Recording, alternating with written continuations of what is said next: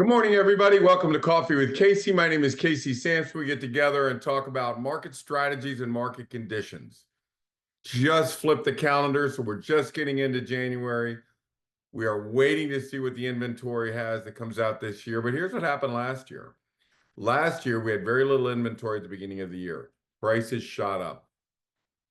In June, you could just hear the door close. Inventory started coming out. Buyers were gone. I mean, we had a correction in the second half of 2024 that was everywhere. It was systemic. It was not just one area and one price range. It was all over. Prices fell an average of 4 to 6% in the second half of last year. Now, what that did was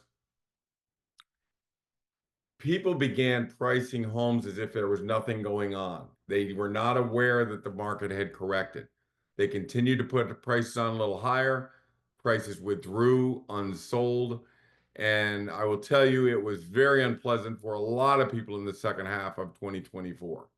Unless you saw the correction as it was happening and adjusted your prices, you were really going to make a huge mistake. Now, 98% of our listings sold in that second half, whereas it went from in May, 75% of the homes that were listed in May went under contract in the first week. Now, in the fourth quarter, 11% of the homes that were going on the market were going under contract in the first week. Why is that important? Why is that first week so critical? Well, the first week is when the magic happens. That's when people overbid, remove all the contingencies, don't have appraisals, don't have financing contingencies. And by the way, stick around because I've got some big news about all this insurance. Those fires on the West Coast, the hurricanes on the East Coast, they're here. They're right here. They're affecting our real estate transactions as we speak. We're going to talk about that in a few minutes. But let's get back to the market conditions. So it went from 75% of the homes selling in the first week to 11%. Again, why is that important? Well, that's what you've heard me talk about is the jet stream. If it sells in the first week, you are in the jet stream. Multiple contracts, higher prices, no contingencies, backup contracts, people standing in line. You know, you're in the catbird seat. The sellers are in the catbird seat. So this is very important for us to get these homes under contract in the first week. Statistics clearly show that homes that sell in the first week sell at 120% of assessment. If homes sell after 30 to 60 days, it's 109% of assessment. That's a 10% loss in value. Let's say your home's worth $1 million. That's a $100,000 difference between selling in the first week and selling after 30 days.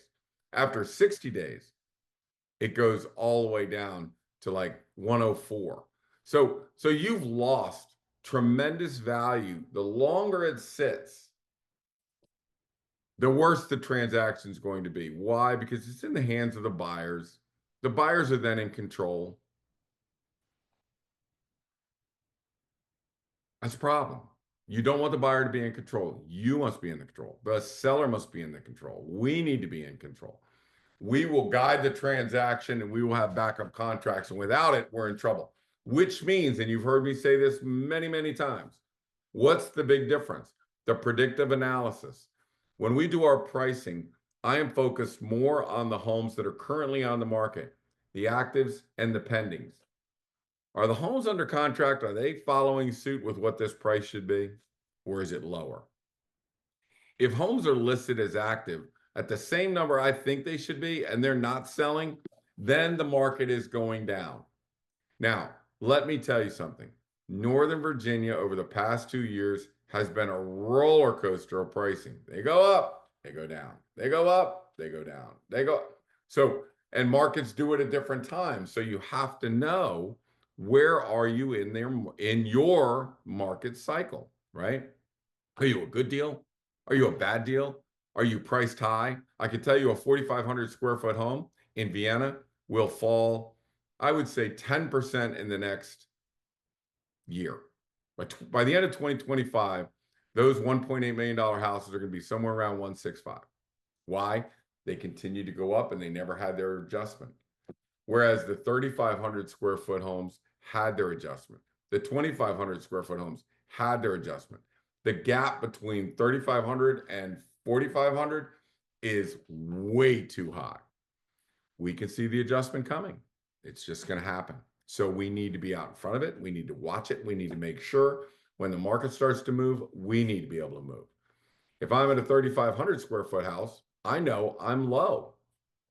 I can be more aggressive with my pricing, but still I'm watching pending, I'm watching active to see what is the market doing right this second. Now, as these homes come on the market, it's funny, I was doing an interview with a realtor and said, well, interest rates drive the market. It's like, no, inventory drives the market, not interest rates. It's not interest rates. It is inventory. We watch inventory like a hawk. Interest rates went up, inventory went down, prices went up. Well, if the theory of the press was watch the interest rates and then I'll tell you where prices are going to go, that was false. It told you where inventory was going to go. And inventory, or lack thereof, drove prices up. In the second half of 2024, inventory rose 10%, prices went down 4 to 6%. That's what happened, right? So we're waiting with bated breath on what's going to happen with the inventory. And I follow it every 2 weeks. And we start on February the 1st, because what's happened the last 2 weeks, everybody's been under snow and really doesn't happen until January the 15th, which is now. So the season has begun. It's time to start tracking inventory. We'll see what happens over the next 2 weeks, 4 weeks, quarter, year. And that is what dictate where prices are going to be and where we need to end up. So follow Coffee with Casey, and I'll keep you up to date on where the inventory is and which markets are going up and down. Let's go to something very important. We have watched fire in the out west devastate homes. Well, 12 months ago, the insurance companies stopped insuring homes for fire. Allstate, State Farm, the whole list. There was 25 insurance companies that started not renewing or not funding fire insurance on homes. How do you finance a home if you can't get insurance on fire insurance? How can you fund it? Who's going to lend money on it? I don't know. That's a massive problem. And it really came out 12 months ago is when this started. Well, over on the East Coast, you have Florida. Well, people that live on Florida are struggling with their insurance too. Flood insurance, wind damage insurance. So the deductible on wind damage could have tripled or quadrupled. I mean, I was talking with an independent broker from Erie Insurance, and he said the deductible, and he mentioned a number, and I don't want to quote it because I can't remember, but it shook me. I couldn't believe what I was hearing. So, that's a big problem, right? Insurance. How is it going to affect us? It's affecting us right now. And I mean now. You'll hear about it later, but as a professional realtors, we need to know about it now. What's happening? Who are the players? How do I protect my sellers? What mitigation can I do? Because here's what's going to happen. People are going to buy a house. They're going to get financing. The last thing they do, settlement's coming in 3 days. Call your insurance agent to get your house insured.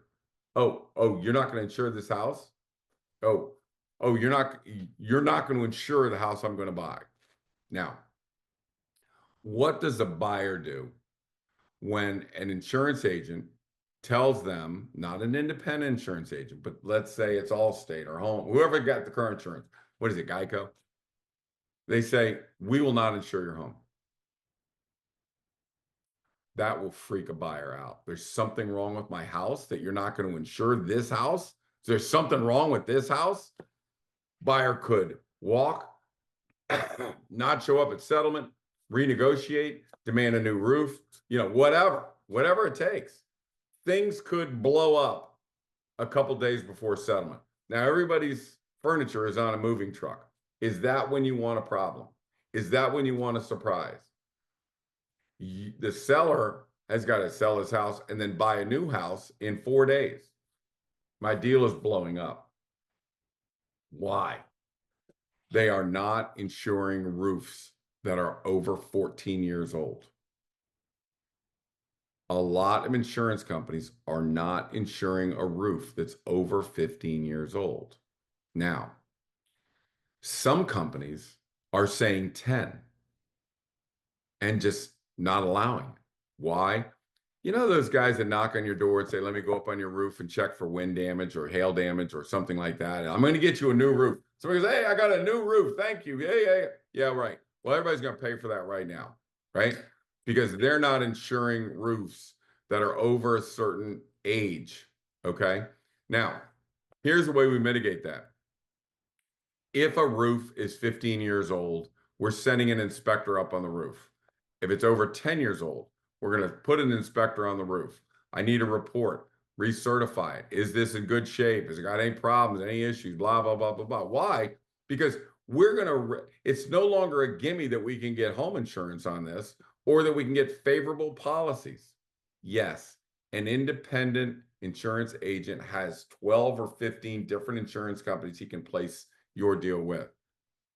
But let's say if I had the good one, a good company, let's say it's $1,000 a year. A bad one is $2,000 a year. A really bad one is $3,000 a year. Now, do you want to pay $100 a month or do you want to pay $300 a month for your insurance? The roof is going to dictate that. Your roof will dictate what's going on. So here's what we do. We send the roofers up there. If it's in great shape and they can certify it, we get a report. That goes to the insurance company. It helps the independent insurance agent place it with the better, more favorable insurance companies. Now, that is a big deal because I'm sharing this information with the listing agent that wants to bring in a contract. I want you to, this is my conversation with the listing agent. I want you to know the roof has been inspected. It's been certified. You know, we've got the certificate. We've got the report. You can send this to your insurance agent so you can get more favorable policy on your insurance. Now, most agents don't know what's coming. They're not going to know anything for freaking 6 months or a year until one of their deals blows up in their face. And then they're going to talk about it. And then they're not going to know what the hell to do. Well, we know what to do right now. We're going to put, anytime we're in question, 15 years, 10 years, inspector's going up on the roof, get a full report. That goes off to the insurance company. We go to an insurance company, our insurance dealer, and say, here's the house, here's the roof. Give us a quote on a policy for this roof. Good for the insurance agent because the insurance agent can give us a good quality quote. I can pass that on to the buyers and say, if you call Billy Engel over at Erie Insurance, this is what your quote is on this house. In other words, I'm going to find you insurance for your house at a good rate right now. Well, the first thing I'm going to do is scare the hell out of them. Make them sick, make them well, right? That's the best sales technique. I'm scare the hell out of them. Well, you know, most homes can't get insurance if the roof is over 15 years old or over 10. It's very, very unnerving that your deal could blow up right before settlement. Now, here's what we've done. Here's what my listing has done. We've inspected the roof. We have a report, clear as a bell, from one of the top 20 roofers in the state of Virginia. We've already had it approved by our insurance agent that you get the best rates, best this. All you got to do is call Billy and have him run your insurance for you. Here's the number, give him a call. Mitigate the damage. Let's say I have a house. How old's your roof? I don't know. I could tell you the first words out of a buyer's mouth when they walk into an open house, and I've done thousands of them. The first word out of their mouth, how old's the roof? It's a concern of every buyer. Why? Because it's the number one expense and there's wear and tear. How old is the roof? I don't think anything. I got a report that says that roof has 15-year life expectancy on it, certified. We did we had to do some repairs. Those have been done. It's good to go for 15 years. Here's a report by a professional, not somebody that's not even on the Better Business Bureau. This is one of the top 20 roofers we got. Now, what happens if we need a new roof? No problem. No problem. No problem at all. It takes 1 day to put a new roof on a house. It costs whatever, $12,000, $15,000, big houses, $30,000. $30,000 to put a roof up on a house. Fine. We have the new roof. It's going to come in. It's going to be put in. We don't have to pay for it until after settlement. And whatever the cost of that roof is, it's in the price. So if we had a 15-year-old or a 20-year-old roof, we're not going to be able to insure it. That's number one. Number two, it's going to affect the price that we get on our house. Somebody's going to go, I got to get a new roof, blah, blah, blah. But if we come to them and we say, we have the new roof already slated to go in 1 week before settlement, you pick the tiles, you pick what color you want the roof, because we're installing that roof 7 days before we go to settlement. Now, if it's a $15,000 roof, bet your butt I'm getting $25,000, $30,000 on the value of that house. I don't have to pay for it. I don't have to pay for it until we get to settlement.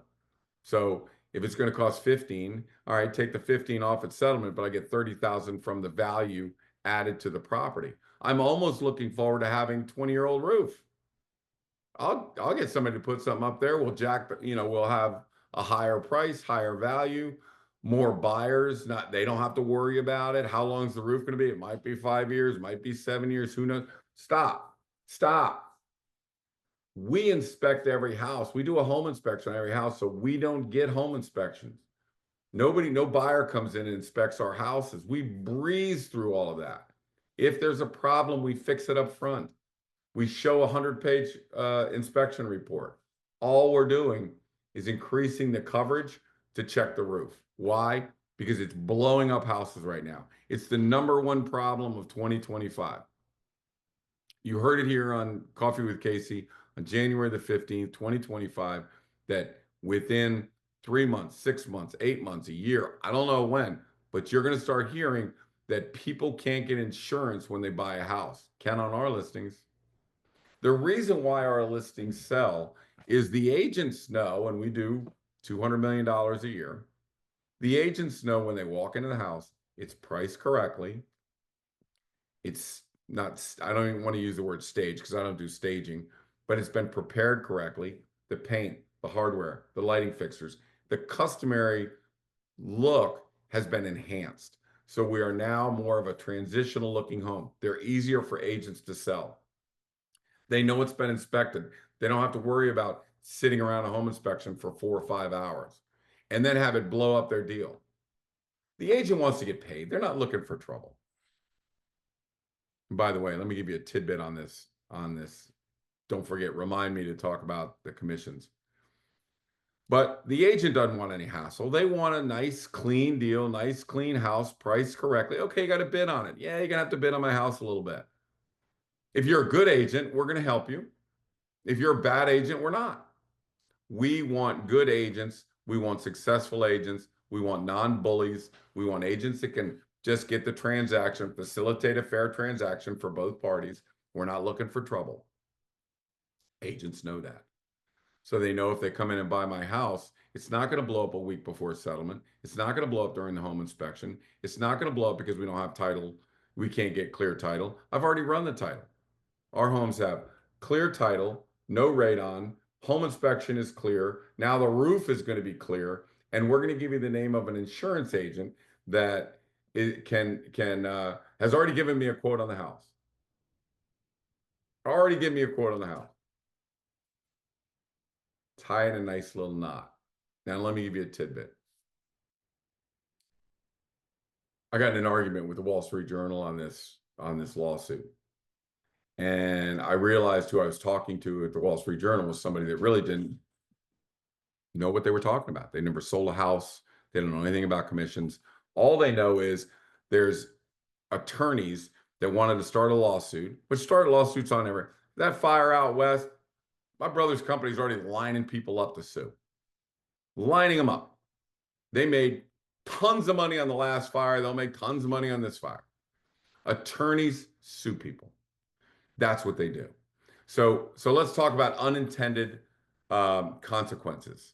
So it used to be that a listing would say, we're offering 2% to the selling agent. We're offering 2.5% to the selling agent. The seller's going to pay the whole thing. That's the way it used to be. The commission was set. Now, follow me on this. You can't tell them that anymore. You can't tell them what you're offering. In the contract, the agent puts the commission that they want. The agent adds the commission into the contract. Follow this. He's negotiating basically with the seller. I'd like 2%. Well, if the contract's good enough, I'll pay it. The contract's really good, I'll pay 2.5. In other words, sometimes a buyer agent will bring in a contract that's $50,000 or $100,000 over list price, and they will ask for 2.5%. The incentive is for the buyer's agent to put as big a number as possible on the contract. Why? They're not negotiating their commission with the buyer. They're negotiating with the seller. And the higher the price on the house, the more the seller's willing to pay. Unintended consequences. You're trying to protect the buyers when in fact, you're screwing the buyers.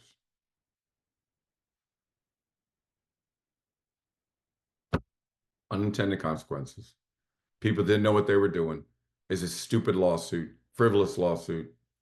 But it happened, and that's where we are. The buyers agents are negotiating contracts and their commissions with the seller. And if they're asking for a bigger commission, they better get a bigger price on that house. Unintended consequences. Big news. Market's corrected. Prices have adjusted. Still over the value line in most places. What's going to happen on Doge? What are they going to do? What's going to happen when they start weeding people out and firing people and getting rid of them? First of all, that's a little more difficult in the government than it is everywhere else. You know, turning around a government is like turning around the QE2 in a little harbor, man. It's almost impossible. It's very difficult. We'll see what happens. Contractors are a little concerned. There's going to be a shakeup in the inventory. There's going to be a shakeup in our area. Let's find out how that happens. You can find out every week on Coffee with Casey when we discuss inventory, market strategies, what's going on in the market, pricing. Very volatile out there. Stay tuned. It's going to be a hell of a year. My name is Casey Samson. You're listening to Coffee with Casey.